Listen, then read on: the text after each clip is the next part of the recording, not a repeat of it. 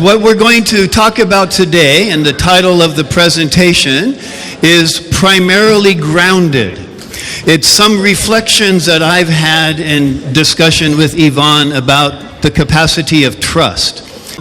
What this presentation is going to be doing is looking at some ideas that Peseschkian has given us in his system of reference, the positive psychotherapy.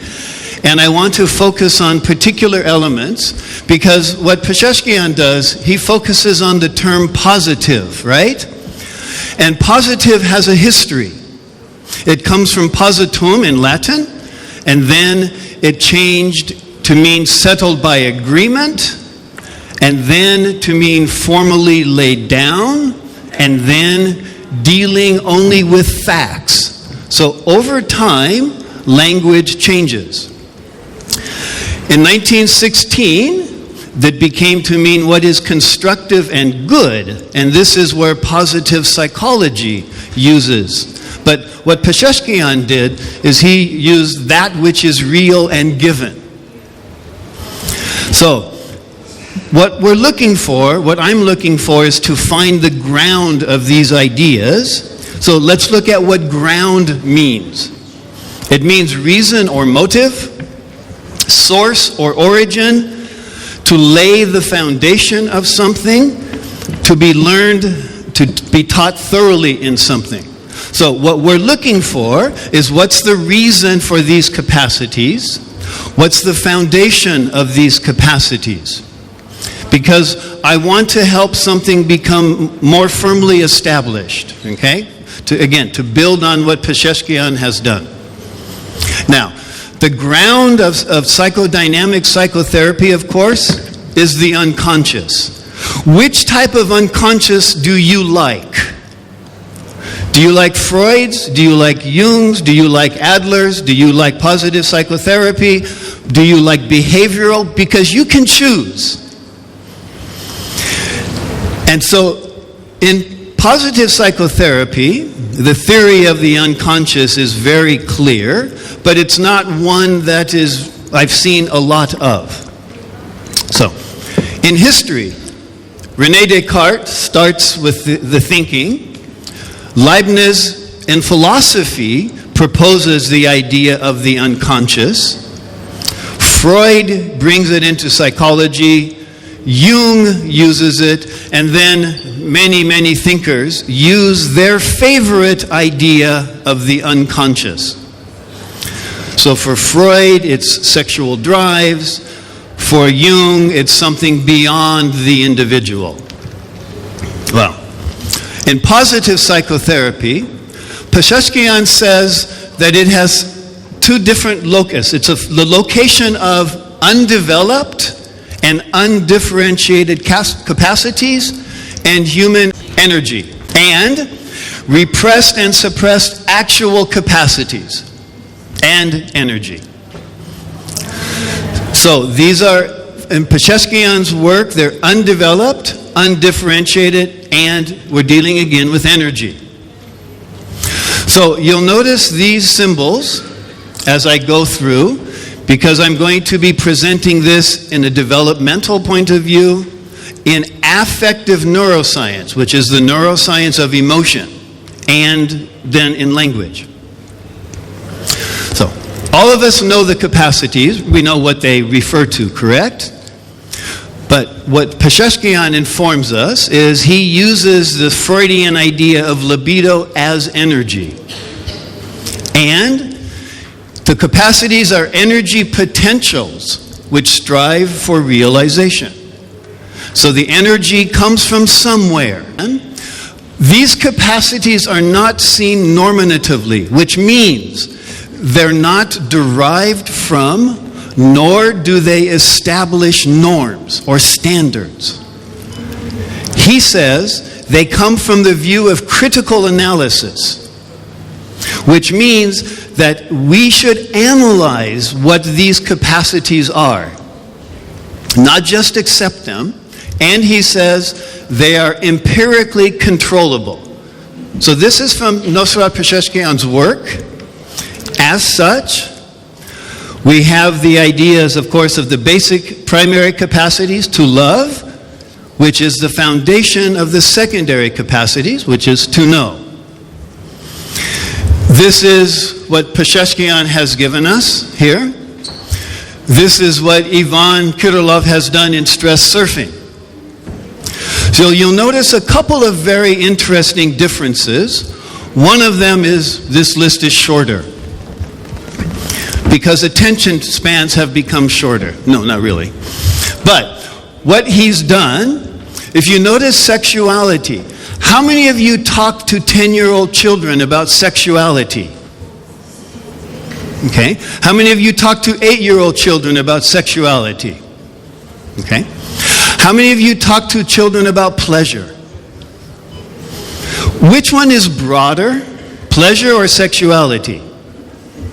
So, and even in Peseschkian's writing, sexuality means a couple of different things, depending upon the context.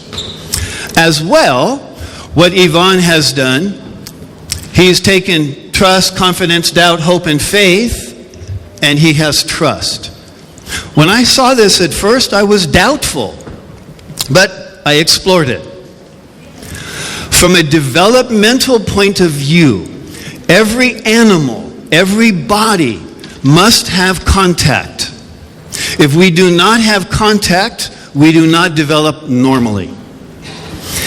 Those things we contact bring us pleasure or pain. We avoid things which bring us pain, if we can, and we seek out that which gives us pleasure. Those things which give us pleasure, we develop an affective bond towards, which we call love. And then we learn that we should care for these things. Animals have this as well. We learn then that at doing things at a particular time, because we care, because we show love, because it brings us pleasure and it brings us contact, then what we're able to do is trust. By doing these particular behaviors, we can get the contact we want. And then it becomes meaningful and we idealize them. Again, very briefly presenting these. So, if what Peseschkian has provided us is saying that these capacities are not normative, but they're energy. It's a form of energy. I want to ground it in neuroscience. Not saying that I'm going to reduce it to neuroscience, because we're far more complex than that. But we have an animal body. We have a human body that's very complex. There's a lot of studies that are looking at one neuropeptide, a hormonal peptide called oxytocin. Oxytocin it's shown in a study in 1976. Somebody passing a library card, the people who were just lightly touched rated the library as a better place than people that had no contact. Oxytocin is important in childbirth, in breastfeeding and bonding, and hugging. 20-second hug creates and releases oxytocin. That's why I had you do this. But the interesting thing about it is, as well, oxytocin is part of pleasure. It's a part of love. It's a part of care, self-care, and other care. And oxytocin lasts a period of time. Studies that have been done looking at massage and sexual pleasure indicate that there is a peak for oxytocin. It shapes trust and the foundation of trust in our brain as we develop. Even digitally, the same neurochemicals, the same type of processes in the body. Again, I'm not reducing it to neuroscience, but if we don't include what happens in the brain and chemically, then where are we grounding our capacities?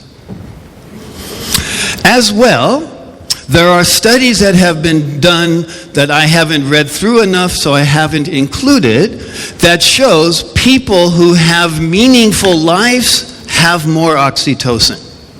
So meaning is also important. Now, nature is really fascinating. It's what we use, oxytocin, is how our brain signals trust. If we have a lot of stress, we create less oxytocin. Estrogen for females is much better than testosterone. The interesting thing, oxytocin isn't only a positive peptide, it's also stress hormone.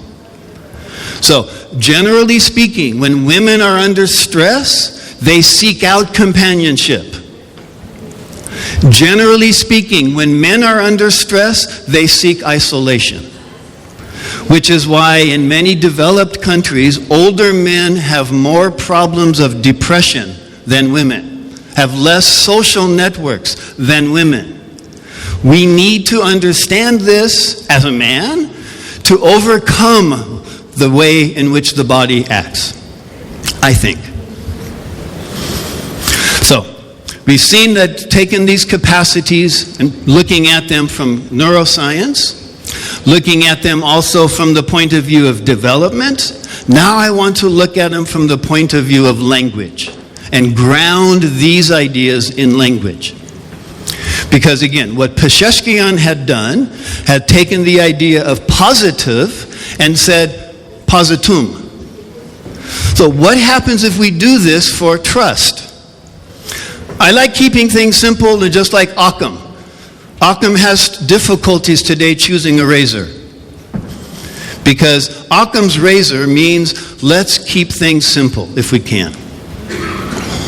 Right. Trust began originally to mean trust, faith, confidence, and belief. All of these were together. Then, confidence and protection, trustworthiness, fidelity, faithfulness. How many of these are the capacities Peseschkian used, right? All related to trust. And then confidence, directly, comes from the same root. It means the same thing, but it's just a difference. I trust you, I trust me. I have confidence in you, I have confidence in myself. I have confidence in ideals. Hope also comes from confidence, comes from trust. Hope in the future, hope in people, confidence, faith, belief, trust, confidence. So we can use 4 words for sure. We can use 1 word. And by using 1 word, we're not negating anything. We're going back to the root and trying to find the richness of the language. Because where there's hope, there's faith. Where there's faith, miracles happen. That's what we try to do as psychotherapists, right? Certitude, well, this is one I'm a little bit doubtful about, why Yvonne has not had it on there, but we'll have a discussion about that. Because it means that's certain, and I'm doubtful, but nonetheless, doubt is related to truth, doubt is related to confidence. Confidence is trust. So, the most important aspect of trust in close relationship appears to be faith. The belief that one's partner will act in a loving and caring way, whatever the future holds. Trust, trust, trust, and trust. And Erik Erikson said the first developmental stage is what? Trust. So, by grounding these ideas, again, taking what Peseschkian has done, grounding them, we can see trust, confidence, hope, faith all means the same thing. The opposite is doubt. If we're able to say, okay, Peseschkian tells us these capacities should not be seen normatively, not coming from nor establishing norms and standards. Perhaps, by keeping it a little bit simpler, it's broader, It helps from a developmental point of view. It helps as well because we can talk about pleasure. 8's also easier than 13. It doesn't mean it's reductive at all. It means it contains a lot. And it makes it more radical. Finally, we're able to show and to ground these capacities in contemporary views of science. Science will change. These capacities will not change.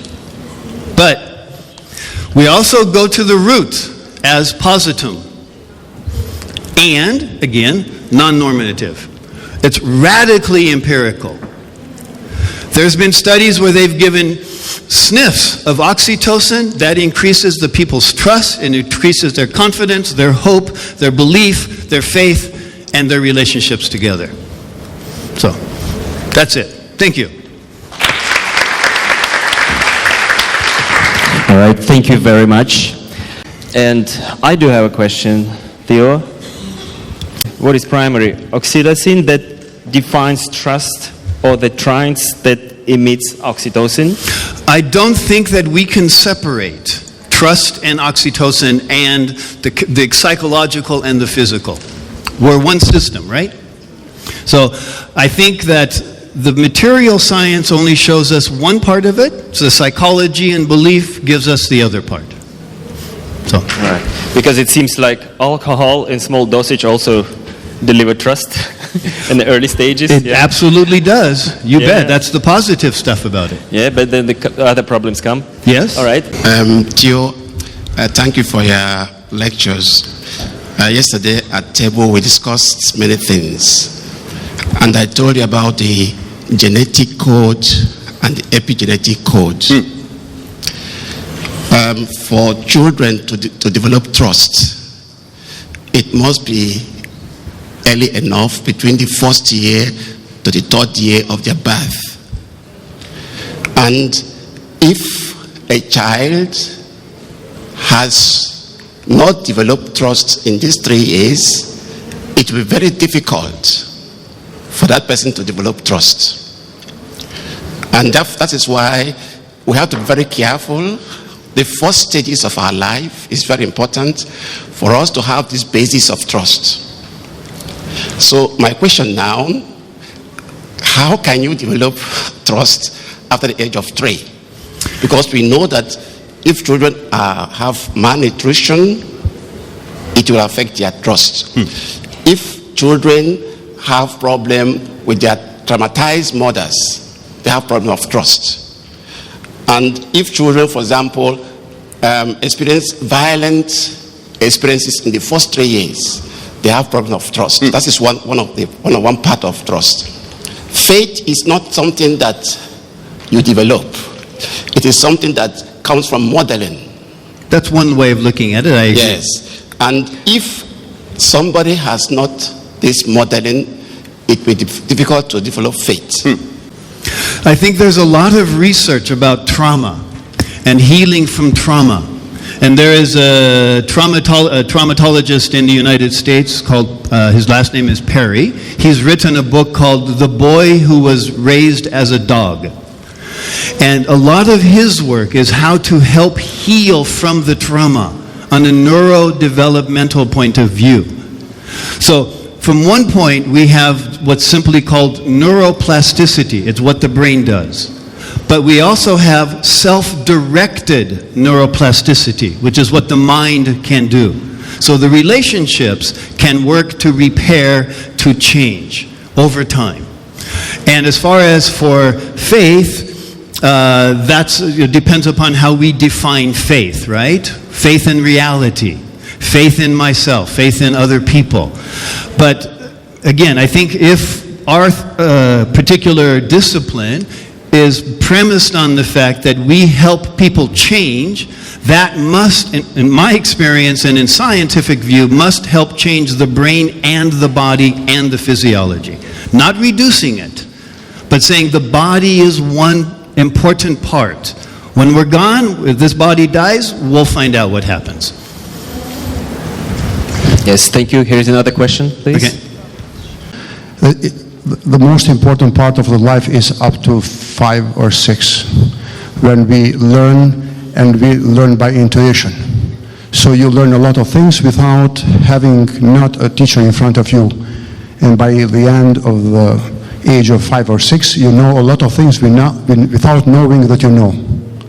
So if you are raised in a multicultural environment, you know 3 or 5 languages, and when someone asks you how do you learn all these languages, you don't know, because you do not use repetition. So sometimes there are some kids who have problems in raising because they don't have mothers and fathers because of the circumstances. But it doesn't mean they are not able to get the trust, because the trust is engraved in our genes. It is something that is transgenerational. So something which epigenetics learned us, that our fathers and grandfathers and grandmothers taught us, those epigenetic impacts are engraving our genes, and those genes are then transferring to us. It is the same thing like a transgenerational trauma. So we may develop trauma without experiencing trauma, because the trauma was engraved in our genes in much more generations ahead. So I think it is not only the moment of like teaching or getting something from the parents, it's also as well something which we are getting from our genes, and our genes are shaped from what everything is happening around us. Hi, I'm a neurologist. About hugging oxytocin, we have to keep in mind that there is a group of people who will not react to such a pattern. I'm talking about autistic spectrum, because there's a strong central processing differences, and these kids may react differently to sensory stimuli. And these are the situations when a mother hugs a kid and the kid starts crying more. We have to keep that in mind, because with sensory overload, they may react differently. And isn't it true that there is a neuroscientist in the United States, a woman who's autistic, and she's created a hugging device that she can stand in, and it will physically hug her so she can have that sensation? Ethel Grendlin, right?